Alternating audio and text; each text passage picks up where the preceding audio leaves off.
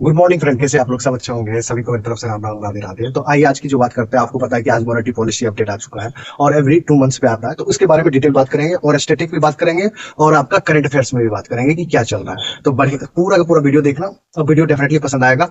अगर पसंद आए तो लाइक कीजिए, सब्सक्राइब कीजिए और अपने फ्रेंड के साथ कीजिए, क्योंकि देखिए आरआरबीपीओ नोटिफिकेशन ऑलरेडी आ चुका है। तो अब इस टाइप के क्वेश्चन पे फोकस रखना है, क्योंकि ये आरबीआई का डेटा है, बैंकिंग एंड फाइनेंशियल बोलते हैं इसको। तो आइए जानते हैं मॉनेटरी पॉलिसी। ठीक है, तो ये कौन बनाता है? स्टैटिक पॉइंट के बारे में पहले बात करेंगे। इधर देखिए मैं दो पार्ट में बांट के रखा हूँ, इधर करंट अफेयर, इधर स्टैटिक्स। तो बात करते हैं, बाय मंथली पॉलिसी है, एवरी 2 मंथ्स पे आता है, ये ध्यान रखिएगा। मिनिमम 4 बार आ सकता है, मैक्सिमम 6 बार आता है, वैसे 7 बार भी आता है। 2019 एंड 20 में 7 बार आया था कोविड-19 के कारण। ठीक है, तो ये याद रखिएगा, मैक्सिमम 6 बार, मिनिमम 4 बार, और 7 बार भी आ सकता है, 8 बार भी आ सकता है। अगर देश में कोई ऐसी सिचुएशन आए, खराब बैड सिचुएशन आए, तो वहां पे 7 बार भी आ सकता है। ठीक है, एमपीसी मॉनेटरी पॉलिसी कमिटी यही बनाता है मॉनेटरी पॉलिसी। ठीक है, अब इसको बनाने का रीजन आप देखो, इसको बनाने का रीजन क्या था। तो सबसे पहले बात 2016 में बना, ये याद रखिएगा डेट। 2016 में किस कमेटी के द्वारा? उर्जित पटेल कमेटी के द्वारा। ये भी फॉर्मर आरबीआई गवर्नर रह चुके थे। कितने नंबर के थे? 24th गवर्नर थे, याद रखिएगा। और मॉनेटरी पॉलिसी कमेटी में कितने मेंबर होते हैं? 6 मेंबर होते हैं, 3 from RBI and 3 from government of India. Okay, तो इसमें 3 जो आरबीआई के हैं वो शक्तिकांत दास जी हैं, जो हमारे 25th गवर्नर है, ये है माइकल डी पत्रा जी हैं, और एक न्यू ये राजीव रंजन जी हैं, ये याद रखिएगा, राजीव रंजन जी हैं। ठीक है, और 3 फ्रॉम गवर्नमेंट ऑफ इंडिया के कौन कौन है? असीमा गोयल जी हैं, जयंत आर वर्मा जी है, शशांक वीरे जी है। ये तीन है। और इसमें जब ये वोटिंग होता है, जब मॉनेटरी पॉलिसी आप देखोगे तो अभी अनचेंज हुआ है। तो क्यों अनचेंज होने का रीजन? क्योंकि 5 लोग दिया होगा, अनचेंज होने पर एक बोला होगा कि चेंज होना चाहिए। और मुझे पता है ये जयंत आर वर्मा ही इस पे उंगली किया होगा कि भाई चेंज होना चाहिए। बट 5:1 के रेशियो में कोई फर्क नहीं, कम से कम 2:3 होगा तभी चेंज हो सकता है, बट 5 का मत सेम होगा, इसलिए चेंज नहीं होगा। ठीक है, अब ये आपसे इंटरव्यू में पूछा जाएगा कि मॉनेटरी पॉलिसी कमेटी बनाने का रीजन क्या है। ऑब्जेक्टिव है 2, ध्यान से सुनिएगा। 2 objective of monetary policy committee. First है आपके ग्रोथ एंड डेवलपमेंट के लिए, एंड सेकंड ऑब्जेक्टिव है फाइनेंशियल स्टेबिलिटी के लिए, कि मार्केट में पैसा कितना है, कितना कम है या कितना ज्यादा है, क्या सरप्लस तो नहीं हो गया मार्केट में, तो वो सारी चीज करने के लिए। फिर से सुनिए, 2 objective of monetary policy committee. First आपके ग्रोथ एंड डेवलपमेंट के लिए, and second objective of financial stability के लिए, फाइनेंशियल स्टेबिलिटी के लिए। ध्यान से, ठीक है। अब आइए आप करंट अफेयर्स के बारे में बात करते हैं। रेपो रेट, आपको मैंने ये डिफिनेशन ऑलरेडी बता चुका हूं। ये अभी 6.5% है। आप देखिए क्वेश्चंस कहां से पूछे जाएंगे। कंटिन्यूअस 8 टाइम इन अ रो, लगातार 8वां टाइम है जब ये सेम ही रहा है। कब चेंज हुआ था? फरवरी 2023 में चेंज हुआ था, मतलब मींस पिछले ईयर फरवरी 2023 में जो चेंज हुआ था, वहीं पे उस टाइम में 6.5% था, अभी भी 6.5% है। मींस 16 महीने से ये सेम है, एज ए सेम है। Okay, NSDF standing deposit facility, full form भी लिखते चलिएगा, 6.25, ये भी अनचेंज है। MSF marginal standing facility and bank rate 6.75, और मैं बार बार बोलता हूं बैंक रेट कोई रेट नहीं होता, ये पेनल्टी रेट होता है, ये ध्यान रखिएगा। इसी रेपो रेट के पैसा पे नहीं करने पर ये बैंक रेट उससे आगे बढ़ता है। ठीक है, cash reserve ratio 4.5%, SLR statutory liquidity ratio 18%। ये सीआरआर कहां जमा होता है? आरबीआई के पास। और एसएलआर कहां जमा होता है? ये स्वयं सेल्फ बैंक जमा करता है, ध्यान रखिएगा। और वेरी वेरी मोस्ट इंपोर्टेंट, ये वीडियो बनाने का सबसे बड़ा पर्पस था ये फॉरेक्स रिजर्व। ओके, अब फॉरेक्स रिजर्व में क्या क्या आता है ये आपको पता होना चाहिए। ठीक है, नहीं पता है तो कोई दिक्कत नहीं है, हम है उसके बताने के लिए, टेंशन नहीं लेना है। फॉरेक्स रिजर्व में आता है आपको गोल्ड आता है। ठीक है, इसमें क्या क्या होता है? फॉरेक्स रिजर्व में गोल्ड आता है, फॉरेन गवर्नमेंट सिक्योरिटीज आता है, एंड एसडीआर आता है, स्पेशल ड्रॉइंग राइट आता है। ठीक है, अब ये कितना हो गया है?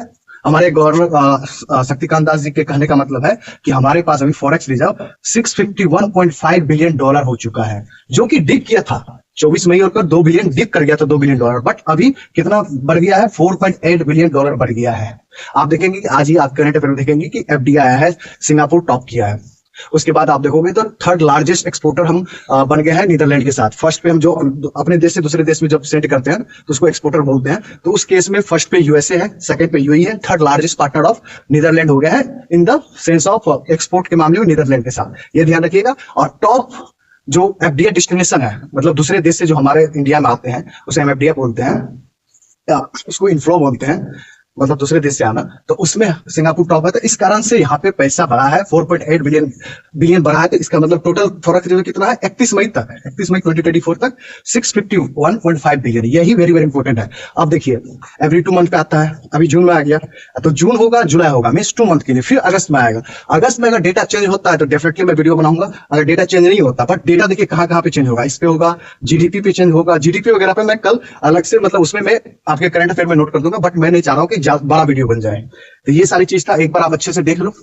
मैंने सारी चीज बता दी, इधर स्टैटिक पॉइंट भी बता दिया आपको, मॉनेटरी पॉलिसी में जो अभी रिसेंट चेंजेस हुए या नहीं चेंजेस हुए, अनचेंज नहीं हुआ, कहां से क्वेश्चन बन सकता है, मैंने सारी चीज बता दी। ऊपर से मॉनेटरी पॉलिसी कमेटी का ऑब्जेक्टिव क्या है, ये बनाने का रीजन क्या था, फर्स्ट था ग्रोथ एंड डेवलपमेंट के लिए, सेकंड था फाइनेंशियल स्टेबिलिटी के लिए। तो ये सारी चीज आपको देखना पड़ेगा, ठीक है। तो अगर ये सारी चीजें इस तरह के वीडियो आपको पसंद है तो आप बताना। और कुछ टॉपिक पे देखो, मैं आप मेरे प्लेलिस्ट फॉलो करोगे तो मैंने ऑलरेडी उस पे बैंकिंग अवेयरनेस के बहुत सारे एनबीएफसी बैंक वर्सेस एनबीएफसी का डिफरेंस वगैरह सारा बता रखा है।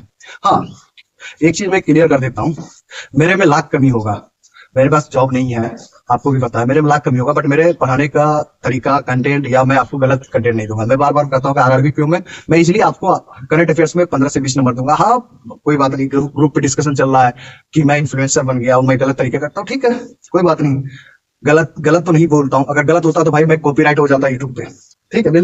ये सबको कहने दीजिए, कहने वाले कहते रहेंगे, मैं तो इनकी बैंड बजाऊंगा, टेंशन मत लो, ठीक है। जब मैं ये वीडियो लेके आऊंगा ना आरआरबी पीओ के लिए, जब मैं एक शेड्यूल बताऊंगा उसमें बताऊंगा क्या रीजन है, क्यों नहीं करना चाहिए उस टीचर से पढ़ने के लिए, सारी चीज बताऊंगा, तो रेडी रहना।